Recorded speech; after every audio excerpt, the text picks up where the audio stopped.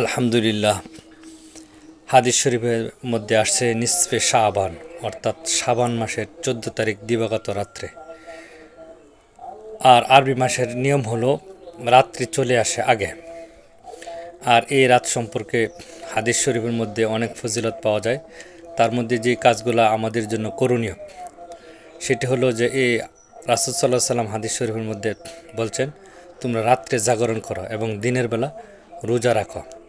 রাত্রে জাগরণ করার উদ্দেশ্য হলো রাত্রে ফরজ নামাজ আদায় করার পর নফল নামাজ আদায় করা, জিকির আজকার করা, তসবিহ তাহলিল আদায় করা এবং আমাদের মুরব্বীরা যারা আজকে দুনিয়া থেকে চলে গেছে তাদের কবরের পাশে যায় তাদের কবর জিয়ারত করা। এগুলো হলো বিশেষ গুরুত্বপূর্ণ আমল। তার মধ্যে আরেকটি আমল করবেন, আপনার আমার জীবনে হয়তো অনেকেরই নামাজ কাজা হয়ে গেছে, উমরি কাজা আদায় করব।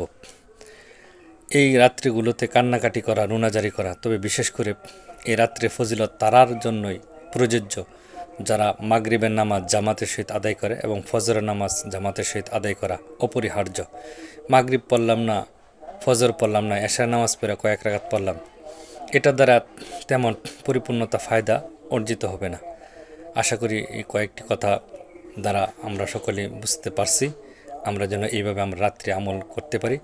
আর নামাজের নিয়ত সম্পর্কে, এই রাত্রের যে কি নামাজ নিয়ত করবেন, নফল 2 রাকাত নামাজ পড়তেছি, আল্লাহু আকবার, তাহলে চলবে। বিশেষ বাড়াবাড়ি নাই, শরীয়ত নিয়ে বাড়াবাড়ি করা, এটা নিয়ে মানে অতিরঞ্জিত করা ইসলামে কি করে না, গ্রহণযোগ্যতা মনে করে না। কিছু কিছু অঞ্চলে দেখা যায় এই রাত্রিতে খিচুড়ির আয়োজন করা হয়, বিরিয়ানির আয়োজন করা হয়। দেখা যায় খিচুড়ির আয়োজন করতে যায়, বিরিয়ানির আয়োজন করতে যায়, মূল কাজ যেটা এটা আমরা করতে পারি না। অনেক জায়গার মধ্যে রুটি প্রচলন আছে, এইগুলা কিছু কিছু প্রচলন আমরা যদি করতে করতে এক সময় দেখা যায় আমরা হয়তো আমাদের পরবর্তী প্রজন্মে যারা আসবে তারা মনে করবে যে এই রাত্রিতে রুটি খাওয়া, খিচুড়ি খাওয়া এটা মনে আমলে পরিণত করে নেবে। এই জন্য আমরা এই সমস্ত কাজ থেকে যেন আমরা বিরত থাকতে পারি।